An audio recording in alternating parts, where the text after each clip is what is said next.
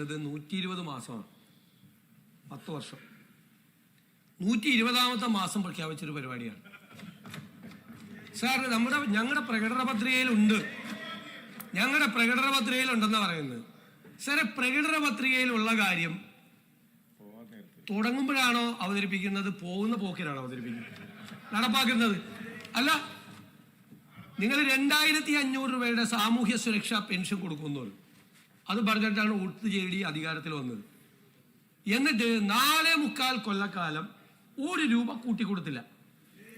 പഞ്ചായത്ത് ഇലക്ഷന്റെ തൊട്ട് മുമ്പ് ഒരു 400 രൂപ കൂട്ടി 2000 ആക്കി.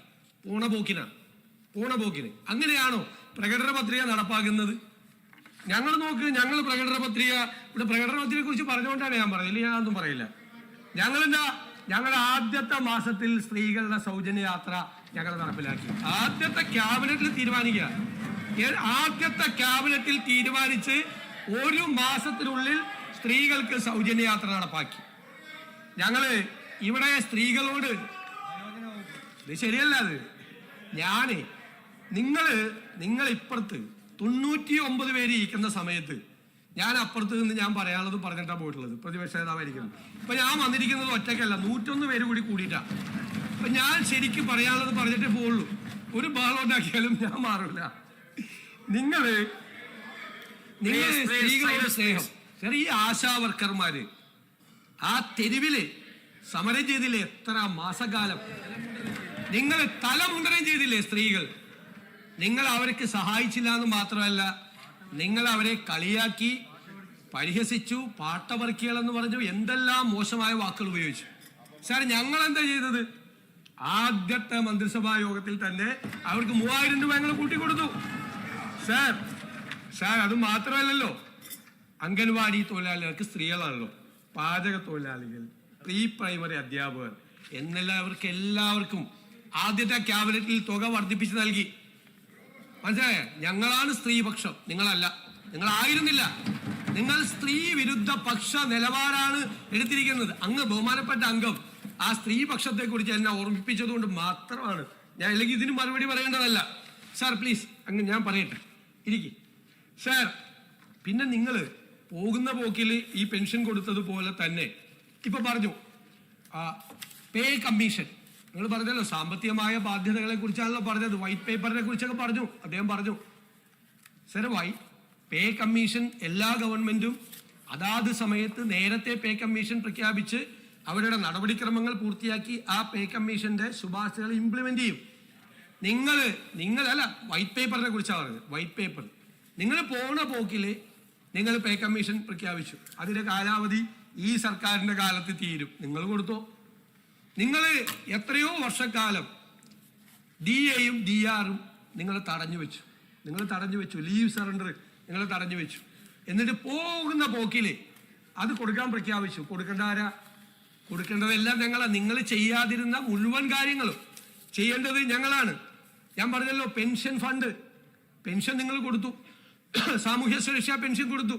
പക്ഷെ പെൻഷൻ ഫണ്ട് കടമെടുത്തിരിക്കുകയാണ്. എത്രയാ കടം? 17,000 കോടി രൂപ കടമെടുത്തിരിക്കുകയാണ്. 16 മാസത്തെ പെൻഷനാണ്. നിങ്ങൾ കൊടുത്ത 16 മാസത്തെ പെൻഷന്റെ ബാധ്യത ഈ സർക്കാരിന്റെ തലയിലാണ്. ഞങ്ങളത് കൊടുത്തു തീർക്കണം. അങ്ങനെയല്ല.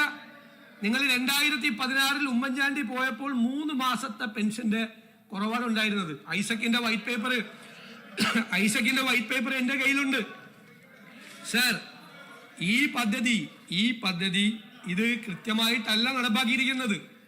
ഇത് ധൃതി പിടിച്ച് തെരഞ്ഞെടുപ്പ് കാലത്ത് തട്ടിക്കൂട്ടിയ ഒരു പദ്ധതിയാണ്. പക്ഷേ തെരഞ്ഞെടുപ്പിന്റെ പെരുമാറ്റച്ചട്ടം വന്ന അന്നാണ് ഫെബ്രുവരിയിലെയും മാർച്ചിലെയും ഏപ്രിൽ മാസത്തെയും പെൻഷൻ നിങ്ങൾ കൊടുക്കുന്നത്. കൊടുത്തു പോണ പോക്കിന്. മനസ്സിലായ? പിന്നെ പറയും ഏതോ സമിതി തെരഞ്ഞെടുത്തെന്ന്. ഞങ്ങളൊക്കെ MLA-മാരായിരുന്ന ആളുകളാ, ഒരു സമിതി ഉണ്ടായിരുന്നില്ല. തോന്നിയവർക്ക് നിങ്ങൾ കൊടുത്താ. ഞങ്ങളാരും പറഞ്ഞിട്ടില്ല, ഞങ്ങളൊക്കെ MLA-മാരായിരുന്നല്ലോ. ഞങ്ങളുടെ നിയോജക മണ്ഡലത്തിൽ ഏത് സമിതിയാണ്, ഏത് പഞ്ചായത്തിൽ ഏത് സമിതിയാണ് നിലവിലിരുന്നത്? ഒരു സമിതിയില്ല. അന്ന് വേണ്ടപ്പെട്ടവർക്കല്ല, നിങ്ങളുടെ ലോക്കൽ കമ്മിറ്റിയും നിങ്ങളുടെ ഏരിയ കമ്മിറ്റിയും കൂടി കൊടുത്താണ്. അതൊന്നും വളരെ കൃത്യമായിട്ട് പറയാം. അതൊന്നും പരിശോധിക്കാതെ പ്രശോധിക്കുന്നില്ല. വളരെ വ്യക്തമായിട്ട് പറയാം. പരിശോധിച്ചിട്ട് അതിന്റെ തെറ്റുകളെല്ലാം ഉറപ്പാക്കിയിട്ടേ ഞങ്ങളത് ചെയ്യുള്ളൂ. മനസ്സിലായല്ലോ? നോക്കി അതിന്റെ തെറ്റുകളാണ് അത് ഒരു പഞ്ചായത്ത് സെക്രട്ടറിക്കും ഒരു കോർപ്പറേഷൻ സെക്രട്ടറിക്കും മുനിസിപ്പൽ സെക്രട്ടറിക്കും വരുന്ന ആപ്ലിക്കേഷൻ മുഴുവൻ എങ്ങനെ പരിശോധിക്കുന്നത്? ഏത് ഡാറ്റയുടെ ഏതായിട്ടാണ് കമ്പയർ ചെയ്യുന്നത്?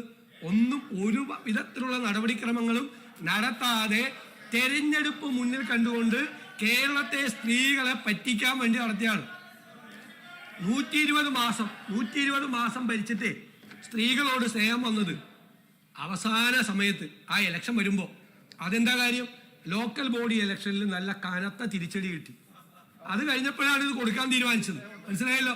കൊടുക്കാൻ തീരുമാനിച്ചത് അപ്പോഴാണ് കൊടുത്തത്. മാർച്ച് 16-ാം തീയതി കൊടുത്ത കേസാണ്. അതുകൊണ്ട് ഇത് പരിശോധിച്ചിട്ട് മാത്രമേ കൊടുക്കുകയുള്ളൂ. ഒരു കാരണവശാലും ഇത് സഭാ നടപടികൾ നിർത്തിവെച്ച് ചർച്ച ചെയ്യേണ്ട ഒരാവശ്യമില്ല.